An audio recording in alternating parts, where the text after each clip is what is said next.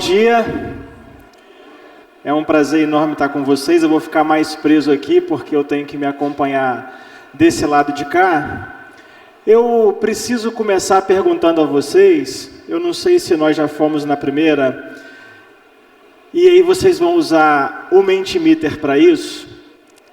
Quando vocês ouvem falar Tribunal de Contas, o que vem à cabeça? Vai estar projetado para vocês, aí no telão, não está projetado para mim aqui ainda, mas vai estar projetado para vocês um código para vocês colocarem no Mentimeter, e ao colocar o código no Mentimeter, essa pergunta vai aparecer. E vocês vão responder com a palavra que vier à cabeça de vocês, viu, dona Eliana? Então, por favor, responda. Participem da pergunta, não tem problema, eu não vou saber quem respondeu, então vocês podem responder livremente e honestamente o que vem à cabeça quando vocês ouvem falar Tribunal de Contas. Está aparecendo aí? Não? Para mim também não está aparecendo, está sem sinal. Aí, agora. Então, o código 69614, vai aparecer a pergunta e o lugar de resposta no celular de vocês, e aqui vai aparecendo a resposta. Enquanto vocês vão respondendo, eu quero agradecer muito ao prefeito Gilson Daniel pelo convite, pela oportunidade de vir aqui conversar com vocês sobre um tema que é tão novo, tão importante para todos nós, sobretudo nesse momento que nós vivemos. Vamos lá, gente? Até agora eu estou vendo que 0 pessoa respondeu. É isso mesmo? Não está funcionando? O que está acontecendo? Porque para mim eu só vejo que está 0 aqui e não respondeu. Ah, a internet aqui está ruim. Uma pessoa respondeu.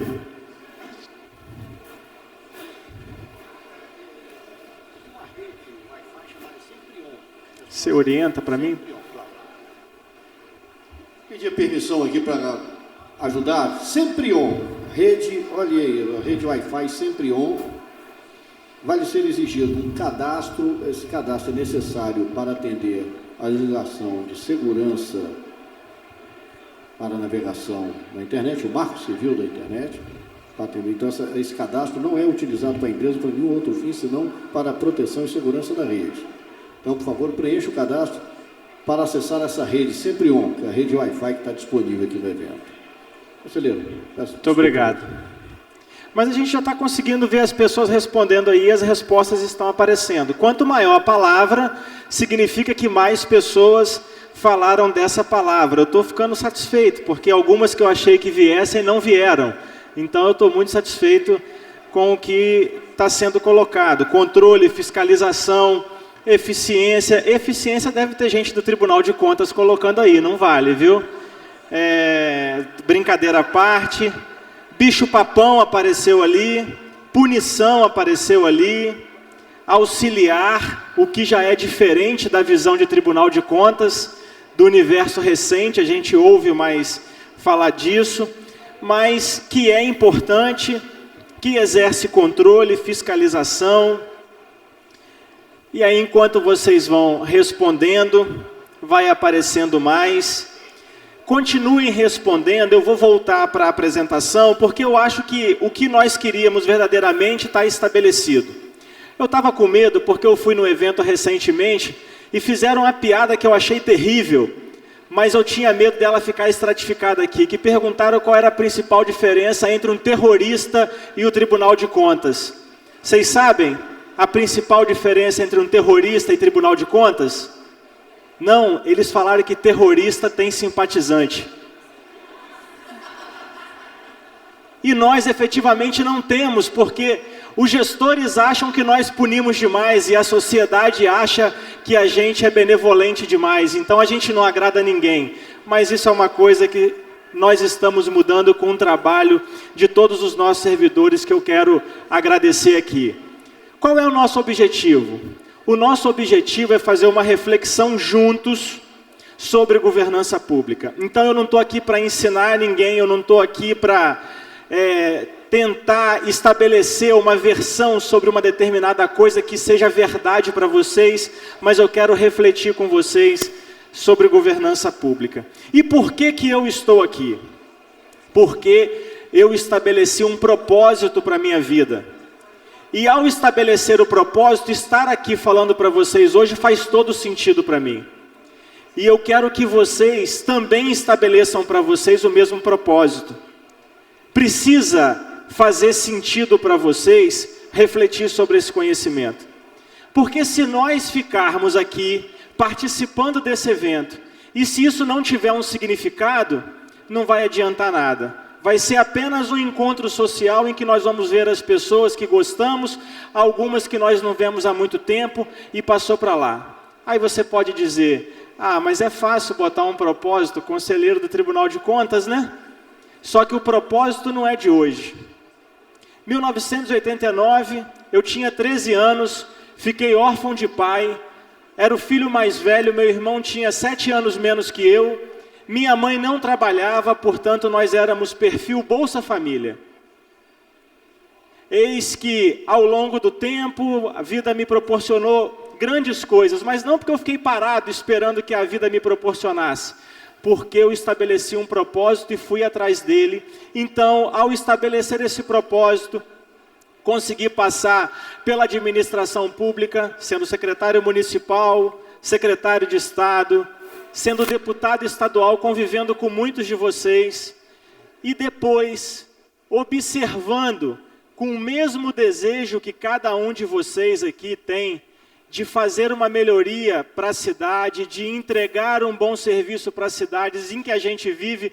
No meu caso, naquele momento, era Cachoeiro de Itapemirim. Eu sou nascido em Bom Jesus do Norte, eu não sei se vocês sabem disso, mas naquele momento era Cachoeiro de Itapemirim. Quando eu estabeleci um conjunto de evidências, eu juntei um conjunto de evidências, eu observei as evidências e pensei, qualquer que seja a ação que eu tiver que tomar para melhorar a vida das pessoas, diante desse conjunto de evidências que eu tenho aqui, a política não me deixará. E eu não falo política às pessoas que têm mandato. Eu falo a política todas as pessoas que circulam o ambiente da política. Porque muitas vezes um prefeito quer fazer uma coisa, porque reuniu informações, viu que aquilo era bom, mas se ele fizer, ele vai enfrentar manifestação, descontentamento, porque aquele ato é impopular. Então, elegendo o propósito de vida, o meu propósito não era ser prefeito, não era ser deputado, o meu propósito era usar estes lugares onde eu estava como instrumento para fazer uma entrega. Eis que, tendo esse propósito, olhar para o Tribunal de Contas parecia apropriado para que a gente conseguisse dar elementos para que as pessoas passassem a tomar decisões com base em evidências e que elas ficassem reveladas para o conjunto de pessoas. Nós temos programada a apresentação de uma auditoria em educação, que é o estabelecimento dessas evidências que eu falei, que vi em Cachoeiro de Itapemirim, e agora o Tribunal de Contas vai disponibilizar esse conjunto de evidências para todos os gestores, mas mais do que isso, para toda a população capixaba. Então é importante que vocês constituam um propósito. E aí, propósito feito, realizado, vamos ao mundo. Nós estamos vivendo neste momento uma grave crise de confiança. Vou retribuir o agradecimento, Edmar, pela sua presença aqui neste momento. Nós estamos vivendo uma grande crise de confiança. Vocês estão vendo aí, essas são instituições que têm a sua credibilidade medida desde 2009. O Ministério Público, a Polícia Federal, eles têm uma série histórica menor. Mas se vocês forem avaliando a série histórica, todas as instituições estão perdendo muito credibilidade ao longo do tempo. Na imprensa, a gente vai vendo muitos fatos negativos que aumentam a desconfiança das pessoas. Algumas vezes porque são fatos e precisam apenas ser demonstrados, outras vezes porque na tentativa de dar didática a uma informação, simplificar a informação de modo que o cidadão comum consiga ter acesso a ela, simplifica-se uma informação muito complexa e acaba desvirtuando a real situação. Então as pessoas vão tendo aumentada a crise de confiança, crises de desconfiança. E aí vocês estão vendo algumas notícias que fazem isso. O acesso à informação, hoje ele é muito rápido. O telefone fixo levou 75 anos para alcançar 50 milhões de usuários. O rádio levou 38 anos, a televisão 14 anos, a internet 3 anos, o Facebook 1 ano, o jogo Angry Birds 35 dias e o jogo Pokémon Go levou 19 dias para atingir 50 milhões de usuários no mundo. Então a informação é um negócio que você não contém mais e ela chega de maneira muito rápida para você. Nós temos um ambiente de desconfiança, as pessoas têm muita informação, acham que está ruim, que nós temos muito desperdício de dinheiro público, mas eu preciso que vocês me respondam agora. Para vocês, qual é a principal causa de desperdício de dinheiro público? Conseguimos aí? Tá, nós estamos ali numa manivela, a nossa internet é a manivela, nós estamos ali tentando fazer um esforço na manivela para conseguir. Mas vocês vão responder essa pergunta. Qual é a principal causa de desperdício de dinheiro público na visão de vocês? Repito, eu não saberei quem respondeu, não sei quem que vai dar a resposta, e ela vai seguindo a mesma lógica anterior. Vocês vão usar agora o código 747442, então atualiza o Mentimeter, coloca o código e responde para a gente qual a principal causa de desperdício de recursos públicos na visão de vocês. Apesar do Edmar ser catedrático, pode responder também, Fabiano, fica à vontade, mente.com, não mintam, apesar do endereço ser mente.com, não mintam, por favor, verdade aqui. Então, 4 pessoas responderam: ineficiência, falta de ética, corrupção, falta de planejamento, maus funcionários, politicagem. Vai lá. Qual a principal causa do mau gasto, da ineficiência com o dinheiro público? É importante ouvir vocês, porque nós estamos aqui tentando construir eu estou só fazendo um retrato da realidade, concordam? Até agora, o que eu disse é o que vocês estão vivenciando cotidianamente, certo? Então nós estamos no mesmo caminho, nós estamos numa mesma toada. Nós entendemos que o mundo está acontecendo do mesmo jeito, não é isso? Até aqui, tudo que eu estou falando é apenas um retrato do que nós estamos vivenciando cotidianamente. Então ali, as respostas que parecem ter mais aderência por vocês é corrupção e ineficiência. Né? Falta de planejamento que está conectada a essa ineficiência, falta de gestão.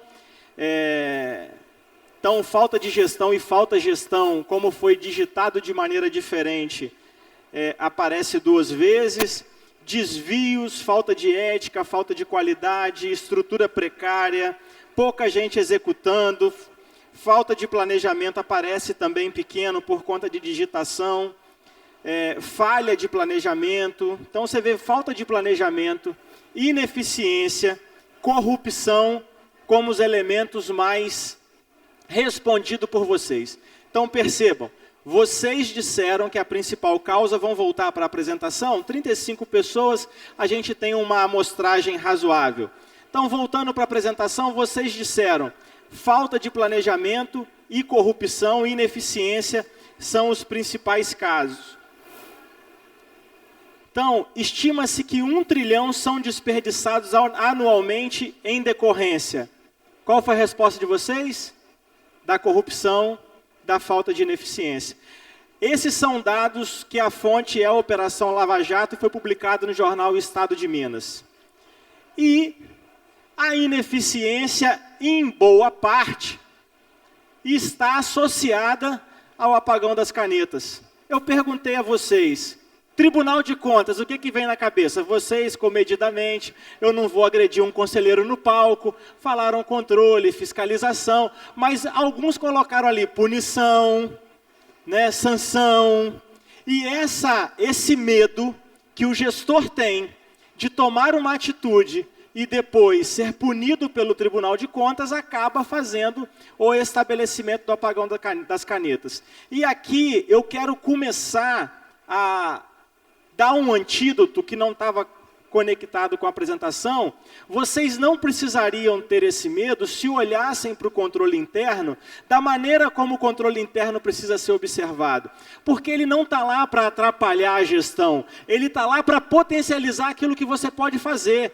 Então, se quem estiver na liderança observar este mecanismo de controle interno como um mecanismo que tem a capacidade de potencializar aquilo que você vai fazer, auditando o seu próprio município para apresentar soluções para as áreas finalísticas, porque não é incomum, quando o controle interno faz uma auditoria ou orienta o estabelecimento de um contrato na política de educação, de saúde, de assistência social, o secretário vai dizer para o prefeito que o controle interno está se metendo onde ele não deve se meter. E não é verdade, porque ele está lá para estabelecer o controle interno da gestão. Então isso pode começar a fazer com que vocês não tenham necessidade de vivenciar o apagão das canetas. Mas a ineficiência está aí atestada.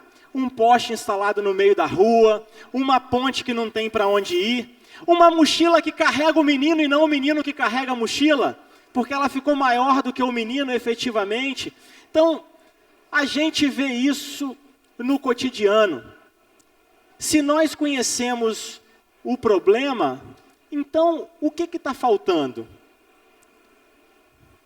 Nós sempre teremos dificuldade em prever o futuro.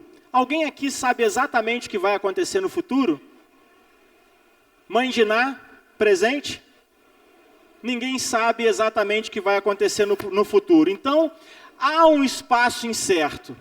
Nós podemos assegurar que ele será determinado? Que vai acontecer de um jeito certinho e que vai para aquele caminho e que não terá desvio nenhum, porque com base no que eu vi no passado, vai acontecer assim no futuro e pronto, e acabou? Eu não posso dizer isso. Eu não sei o que vai acontecer ali, então eu não sei qual é a meta que eu vou estabelecer acolá, eu não posso também. Mas eu posso fazer uma previsão de rumo. Se acontecer isso, o resultado esperado é aquele. Se acontecer aquele outro, o resultado esperado é aquele outro de cá. Então nós precisamos responder nessa ânsia de ter um futuro, e o nosso futuro, no nosso presente, para o futuro, a gente só fala uma coisa, de que precisa de mudança. Precisa mudar. Aí tem um processo eleitoral, aí o adversário do prefeito que está, ganha, mudou. Daí a 4 anos, sabe o que ele ouve? Que precisa mudar. Aí acontece o mesmo ciclo, aí no final, sabe o que ele ouve? Que precisa mudar.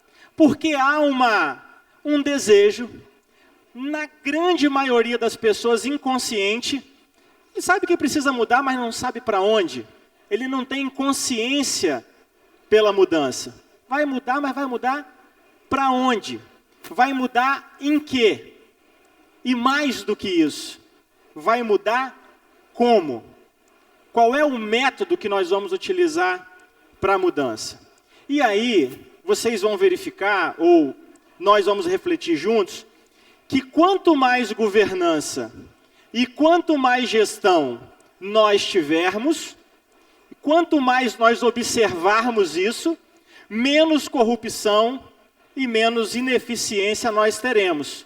Então, eu estou aqui refletindo com vocês, porque essa é a minha opinião, se nós fortalecermos mecanismos de governança, porque hoje nós trabalhamos muito com a gestão, e falamos muito de governança, mas compreender governança efetivamente ainda é uma coisa que eu não sei se está todo mundo compreendendo. Agora, não dá para a gente achar que governança é uma solução definitiva.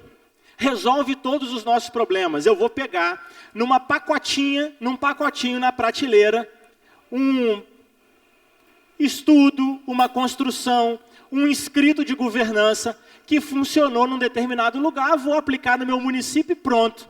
Tudo estará resolvido. Não estará resolvido. Se for assim, nós vamos levar a temática da governança para um lugar inalcançável. Porque o que funciona num lugar não necessariamente funciona no outro lugar. Porque nós temos comportamentos, fruto desse comportamento nós temos culturas diferentes. Nós vimos aqui ontem o ministro da CGU dizendo das experiências que foram trocadas com órgãos de controle da Suécia, e ele apresentou as estruturas de controle e no final perguntava, mas para que controle? Quem desviaria o Bolsa Família? É o povo da Suécia falando.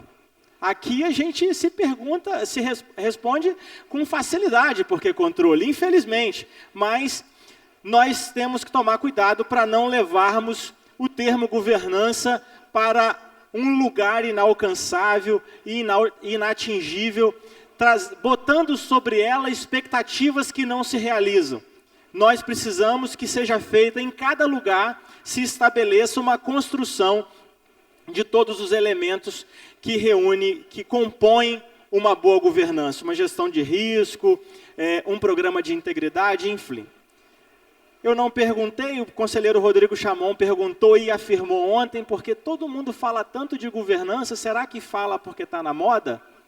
Então, governança é um tema que hoje é amplamente utilizado por diversos setores da sociedade, com diferentes significados, dependendo da perspectiva de análise. A governança global, ela trabalha para fazer o controle do poder, estabelecer a garantia da liberdade, a proteção dos indivíduos e trabalhar contra o arbítrio. Nós temos hoje, eu vou passar mais à frente e mostrar para vocês, nós temos metas mundiais para perseguirmos, para alcançarmos como sociedade planetária. E isso não está desconectado da ação que nós fazemos aqui. Nós temos a governança corporativa, que estabelece o controle dos meios, como nós fazemos, como que nós vamos atuar, para garantir, para coordenar e garantir os interesses dentro da nossa organização, e a governança pública, que precisa estabelecer a coordenação dos interesses que circulam a administração pública. Mas nós vamos falar disso mais à frente. A base da delegação, e nós vamos trabalhar isso daqui para frente, é a delegação. Aí eu fui ao dicionário, essa tarja branca aí, é a definição no dicionário de delegação. Substantivo feminino, ato ou efeito de delegar, transmissão, transferência de poder, por meio da qual o indivíduo concede a outro a tarefa de representá-lo e agir em seu nome. Mandato. Então, senhores prefeitos foram delegados pela população. Segura essa informação, porque ela será importante para a nossa reflexão posterior. Com a complexidade das relações humanas, e aí me cabe aqui uma história, algumas pessoas aqui que são do tribunal estavam em Foz do Iguaçu recentemente, nós ouvimos uma palestra do professor Clóvis de Barros, e ele estava dizendo que estava indo para um lugar de avião. Ao chegar no aeroporto, teria uma pessoa esperando por ele. Ele viu as pessoas que estavam com plaquinha, não viu o nome dele, passou, ficou lá enrolando para ver as pessoas que estavam com placa indo embora, ficou uma única pessoa. Aí ele chegou perto da pessoa, leu a plaquinha, José Carlos. Aí ele falou assim, a pessoa não veio, né? Ele falou, não, veio sim. É um professor que veio dar palestra aqui, me falaram que ele entrou no avião. Ele falou, não, mas o professor que vai dar a palestra sou eu. Ele falou, então por que o senhor não falou antes? Ele falou, mas o meu nome não é José Carlos. Aí o rapaz disse, é claro que não, José Carlos é o meu nome, o seu nome você já sabe. Então ele disse, se para uma questão tão simples existe dois pontos de vista diferentes, imagine para a gente estabelecer a harmonia entre interesses tão diversos que os senhores são chamados a coordenar. Então, embora originalmente o termo governança estivesse relacionado com questões de governo e Estado, foi na iniciativa privada que ele primeiramente se desenvolveu. E aqui nós vamos usar primeiro o exemplo da governança corporativa no ambiente privado, porque quando começou-se a estabelecer a dificuldade das administrações serem feitas pelos próprios donos, a empresa cresceu de tal maneira que ele não conseguia mais fazer uma administração familiar. Ele precisava profissionalizar a contratação para gerir a sua empresa. Então, o que ele fez? Ele delegou para alguém, para um gestor, para um executivo. E a gente vê isso nas grandes empresas. Então, o principal, que é essa senhora na nossa apresentação, a dona do dinheiro, a dona da empresa, delega para o agente a tarefa de administrar a sua empresa em seu nome. Então aí está estabelecida a delegação. Foi onde aconteceu o divórcio entre a propriedade e a gestão. Tanto o principal, a principal neste caso, quanto o agente tem interesses. E aqui, quando eu falo interesses, eu estou abordando interesses legítimos. Eu não estou dizendo que são interesses que vão prejudicar ou que são maléficos, mas esses interesses algumas vezes conflitam.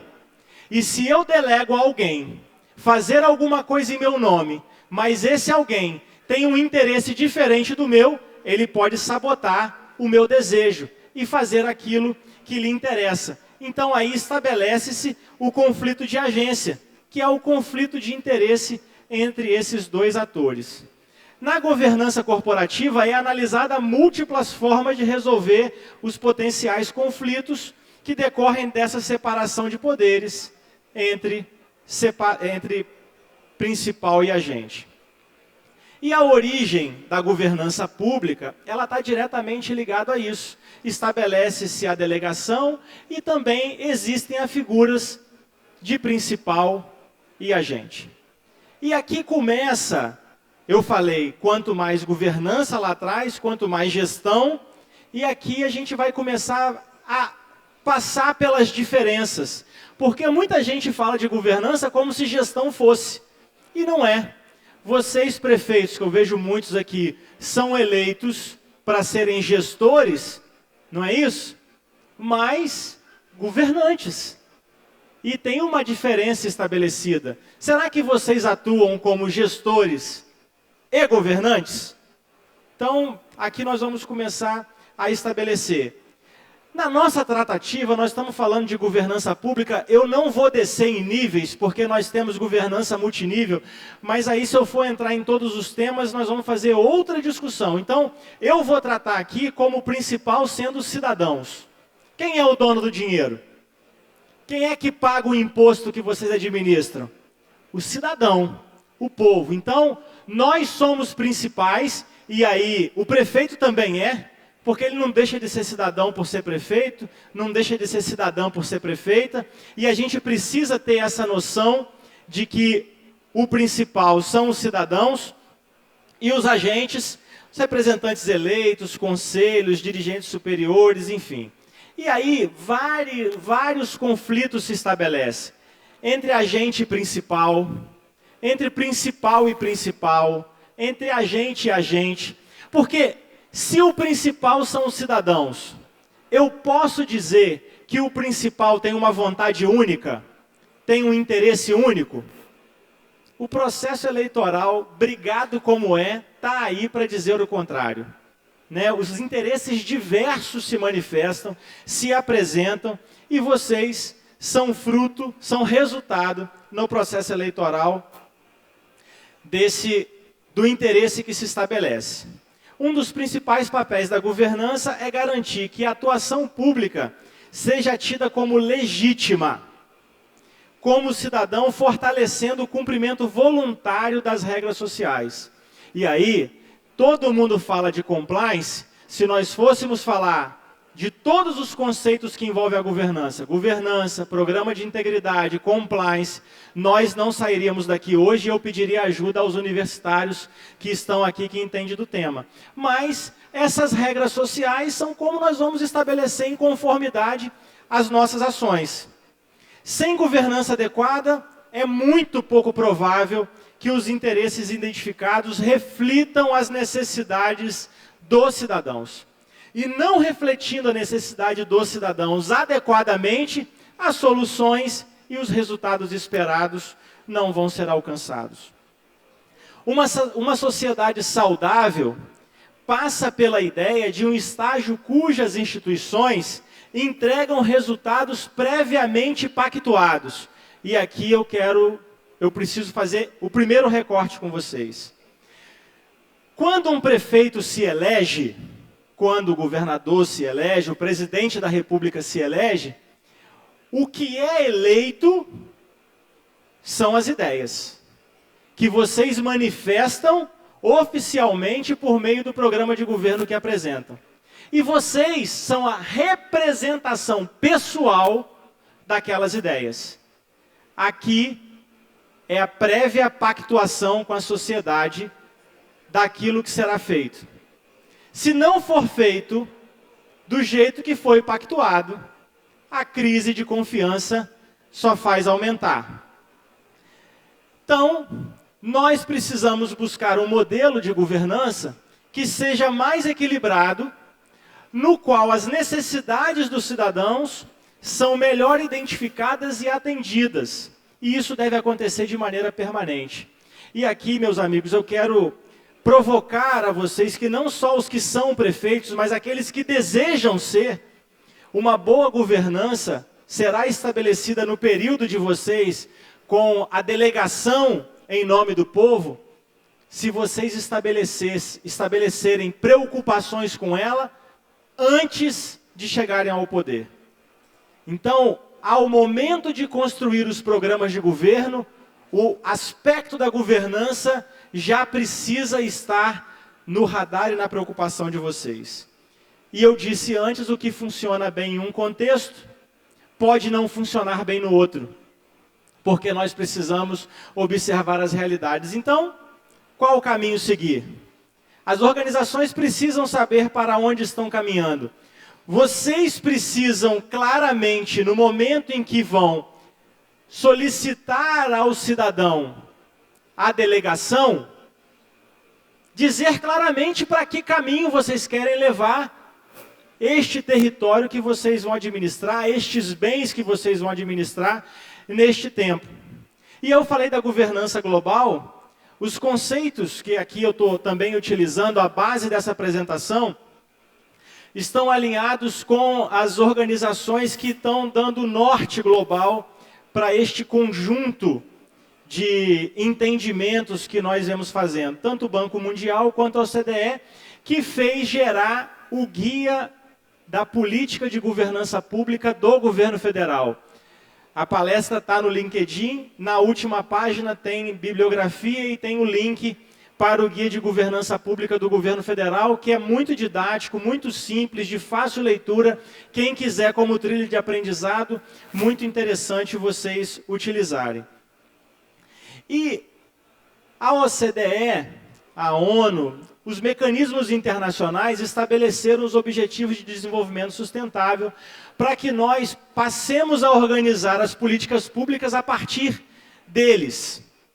E aqui eu quero abrir um parêntese para dizer para vocês que o Tribunal de Contas do Estado do Espírito Santo, o Tribunal de Contas da União, os tribunais de contas estaduais e municipais existentes no país, vão observar esses Objetivos de Desenvolvimento Sustentável para começar a apreciar as contas de vocês. Nós vamos sair da conformidade nas contas de governo para analisar o resultado da ação governamental. Não é apenas dizer, gastei 25% na educação. Ok. Você gastou com o quê? Você gastou como? Você gastou por que desse jeito e não daquele jeito? Qual foi o resultado que deu? Está conectado com o que você pactuou?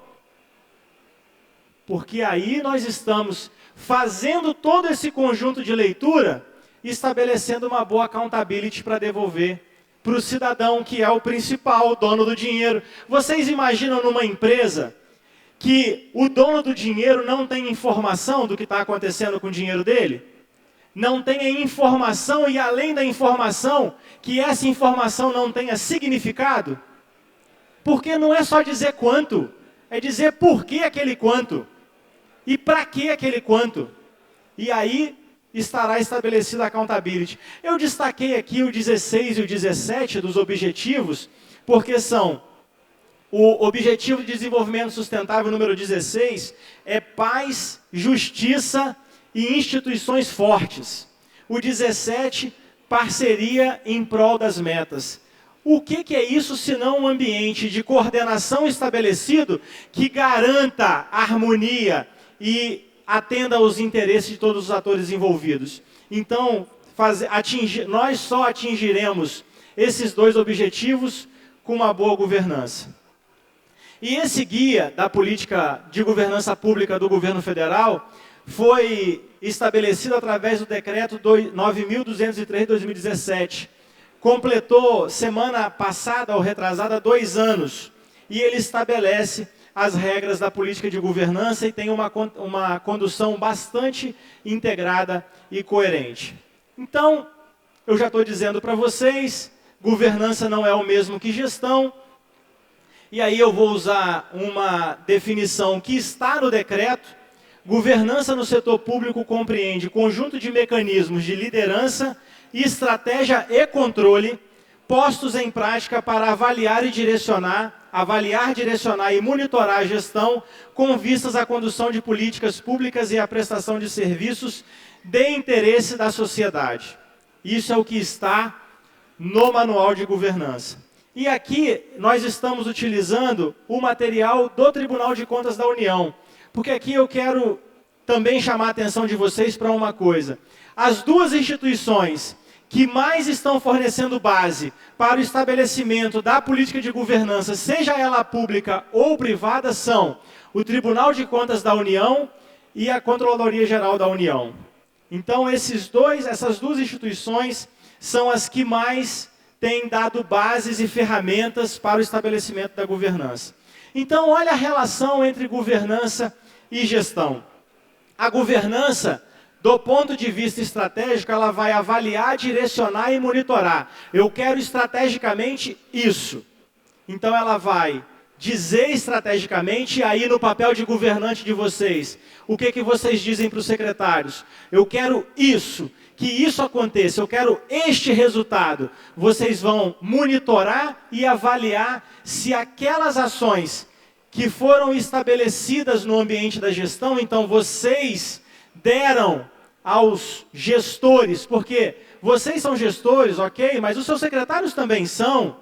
Então, vocês deram a eles a estratégia e espera deles, depois de planejar, executar, controlar, voltar com accountability, prestando conta para vocês, porque ao final vocês farão isso para nós também, porque o Tribunal de Contas terá que garantir em nome do cidadão a boa governança.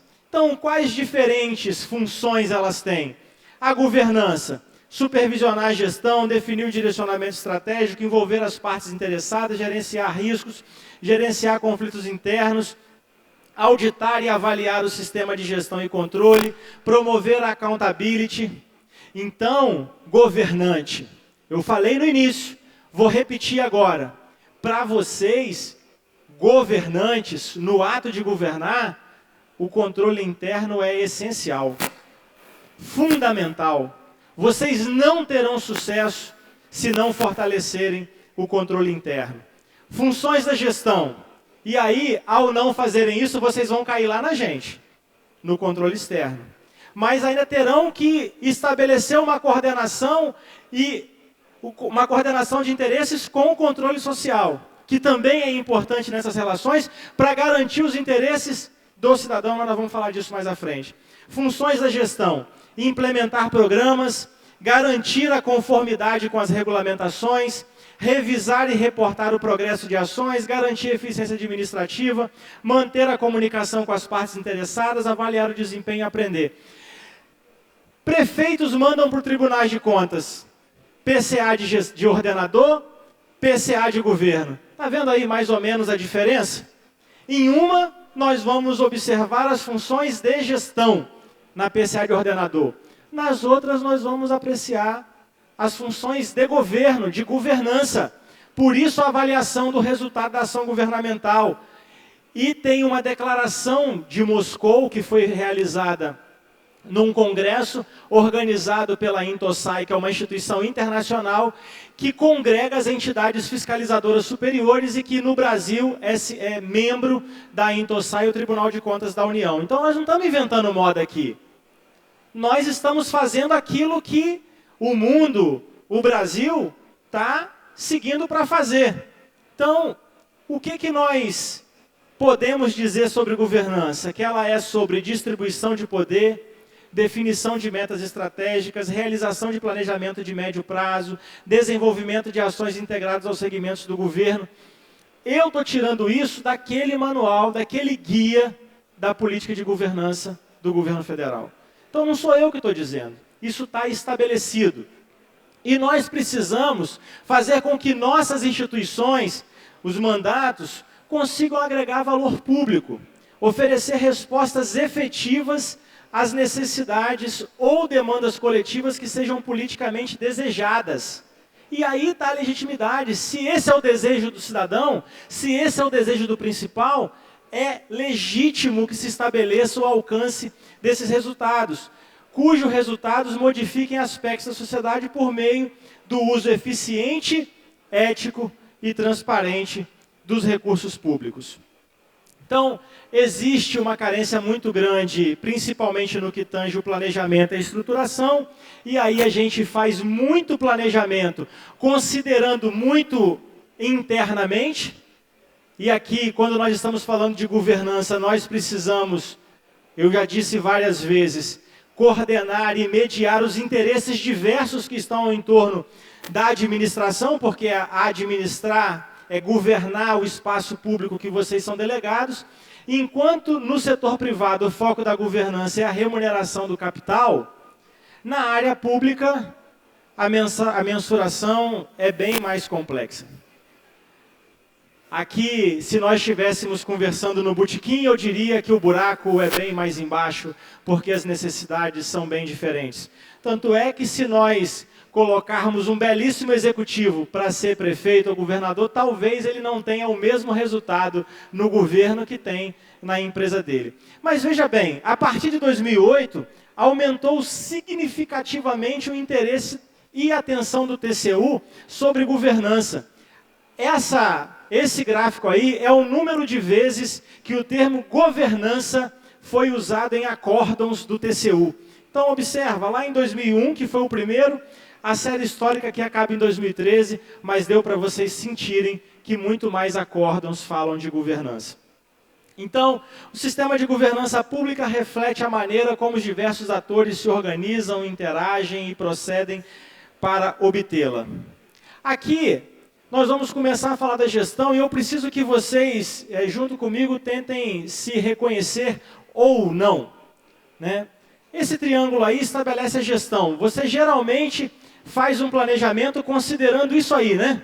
Você vai planejar a alta administração, o senhor prefeito, a senhora prefeita, que planeja considerando a execução dos seus secretários, dos seus gerentes. No máximo que você faz olhando para fora é uma matriz SWOT, dizendo que há uma ameaça externa, dizendo que tem um ponto fraco que você vai alcançar, mas considerar que aqueles interesses lá fora precisam ser alcançados é a sua função de governante. Aí é a sua parte de governante. Então aqui é você gestor. Você vai atuar para dentro. É você mandando nos seus subordinados. mandando, não necessariamente, você pode liderar de várias maneiras, mas você coordenando a ação administrativa para dentro.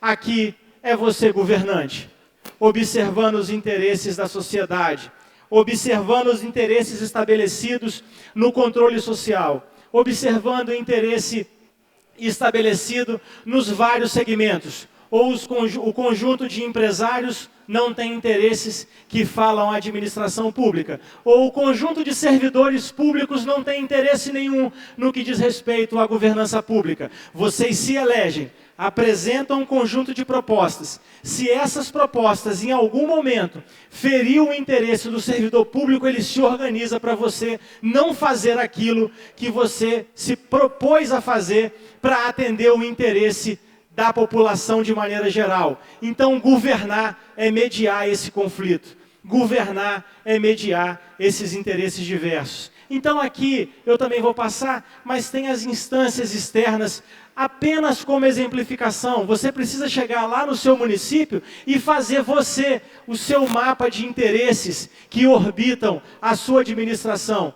Quais são os grupos? Quais são as pessoas que se organizam para tentar influir naquilo que você faz por ter interesses com a administração pública? E eu vou lembrar, aqui eu falo em interesses sempre considerando interesses legítimos. Então, se nós estabelecermos que a percepção de um ambiente mais complexo do que o da gestão, no qual eu preciso coordenar, eu posso afirmar categoricamente que governança não é mais um modismo.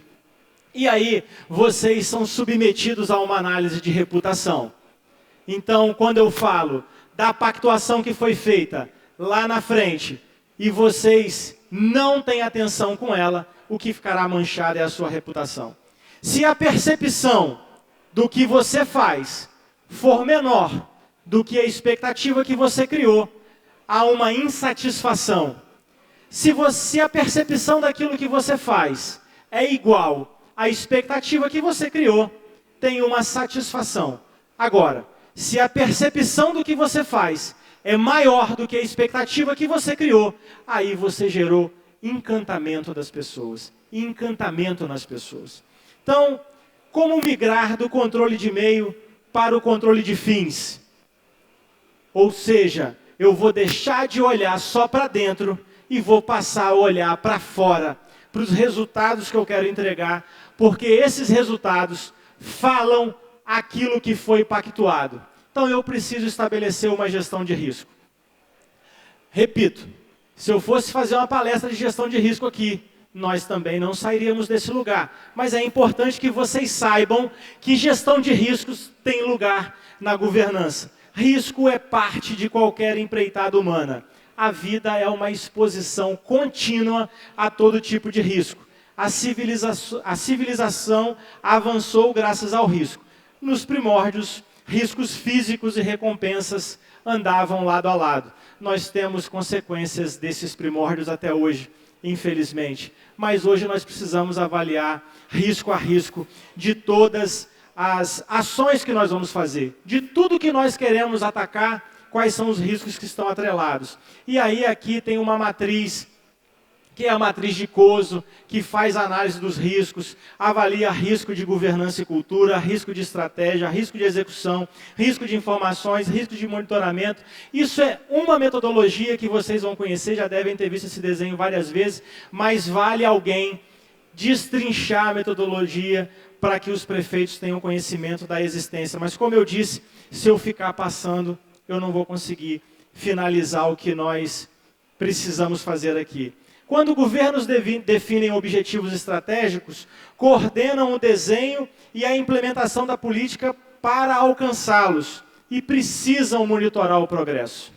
Vocês definem um conjunto de ações, vão esperar os 4 anos para ver se deu certo ou se deu errado e falar à população da entrega que vocês se comprometeram a fazer? Não. E aí, aqui eu tinha... Inicialmente, Edmar, a apresentação era muito maior, colocadas as linhas de defesa que você tão rapidamente passou, no próximo evento você dá mais tempo para ele, porque a Seconte é referência no Brasil de controle interno, então vocês, por favor, deem mais tempo a ele para falar de controle interno. Então eu quero dizer para vocês aqui que governança traduz um conceito essencialmente democrático, porque tem respeito ao interesse das pessoas e àquilo que elas delegam aos seus representantes eleitos legitimamente. Então os cidadãos, dono do dinheiro, delegam por meio de eleições, das quais foi apresentada a essa população um programa de governo.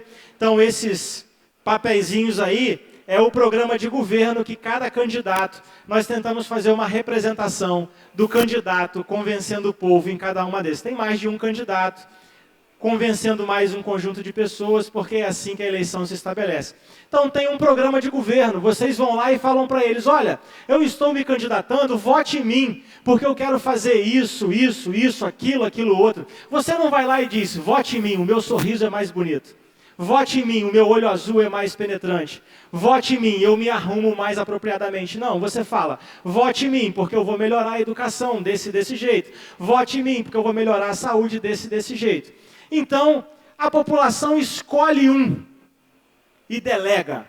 É você. É você que vai me representar.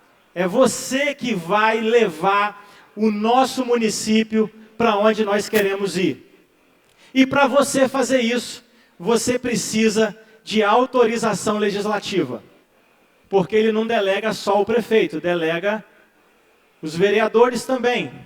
E os vereadores também precisam entender que na delegação tem um conjunto de ideias que foi eleito. Não pessoas, ideias. Na atuação legislativa, essas ideias precisam ser observadas. Para elas serem observadas, na minha opinião, e eu já dei votos em processos do Tribunal de Contas dizendo isso, o programa de governo tem que estar conectado com o PPA, as LDOs e LOAs. Porque se no programa de governo você diz o que vai fazer, e é no PPA que você tem autorização para fazer, como você vai entregar aquilo que foi pactuado se você não conectar as duas coisas? E aí, se você não tiver conhecimento do que está fazendo, alguém pode dizer para você, não, prefeito, isso aqui eu não posso fazer, porque é muito mais fácil eu aumentar de maneira linear o PPA e reapresentar na Câmara 4 anos depois. Se eu fizer isso, só tem uma coisa que está garantida, que não haverá mudança. Nós começamos falando que a única coisa que as pessoas querem é mudança. Vocês se elegem como sendo a personificação da mudança, pegam o PPA de vocês e aumentam de maneira linear. Ou seja, vocês dizem, eu vou repetir tudo o que meu antecessor fez com um pouquinho de dinheiro a mais, porque eu vou arrecadar um pouquinho mais nos próximos 4 anos. Então a chance de dar certo é nula. Então precisa estar conectado programa de governo com PPA, LDO e LOA. E a análise da nossa prestação de contas, nós encaminhamos para o titular do controle, o Poder Legislativo. A gente manda para os vereadores decidirem. Aí a gente vai lá nas contas e fala de educação. A gente vai lá nas contas e fala de saúde. A gente vai lá nas contas e fala de mobilidade. Aí os vereadores falam assim, prefeito, sua conta está aqui, aí o que nós vamos fazer? Nossa expectativa é que vocês peguem aquele parecer prévio. A parte de educação discutam com a sociedade na comissão de educação. A parte da saúde discutam com a sociedade na comissão de saúde. A parte de mobilidade discutam com a sociedade na parte de mobilidade, na comissão de mobilidade e infraestrutura, como vocês estiverem organizada, porque vocês estão ali para representar também a população na devolutiva. Porque se eu presto contas para o dono do dinheiro, são vocês nessa hora, vereadores e vereadoras, os representantes do dono do dinheiro para receber a devolutiva. Então, o parecer prévio precisa ser destrinchado e comunicado. E aí as versões se estabelecerão, está dada e estabelecida a política, mas neste ambiente, com a minha pretensão quase juvenil, infantil, sei lá, desejando de que ela se estabeleça de maneira muito mais qualificada, porque vocês estão debatendo sobre evidências e dados. Então, o que precisamos é de um modelo adaptável, capaz de sobreviver num ambiente complexo, onde variabilidade é uma coisa boa. Governança é rumo, definir propósitos e alcançá-los. E vocês vão ter que pactuar isso com quem de direito. Infeliz é a pessoa que só consegue se ver. Disse-me isso meu chefe de gabinete que está ali me olhando, baixou a cabeça porque ficou com vergonha, a cara dele está queimando. Mas isso faz todo sentido. A gente precisa se colocar no lugar do outro. Quando um governante toma uma atitude que afeta um pequeno grupo de pessoas que se privilegiam do serviço público por alguma característica. Nem todo privilégio é conforto monetário. E nós, vendo a manifestação daquele grupo pequeno, não tomamos posição porque não é com a gente, nós não estamos enxergando todo. Porque aquele privilégio é bancado com seu dinheiro. Porque aquele privilégio, o gasto mal feito é do seu dinheiro, do meu dinheiro, do nosso dinheiro. Então, uma ação de governo interessa e fala a todos nós e não apenas aquele pequeno grupo. Porque se nós nos retirarmos, nós dificultamos a tarefa do governante de mediar interesses em favor do conjunto da sociedade, porque ela não se interessa em saber e, ao final, ficará com uma pseudo-informação deturpada. Então, imagine, já é pequena e ainda é deturpada para formar a opinião dele. Será ineficiente. Espero ter contribuído de alguma forma. Muito obrigado.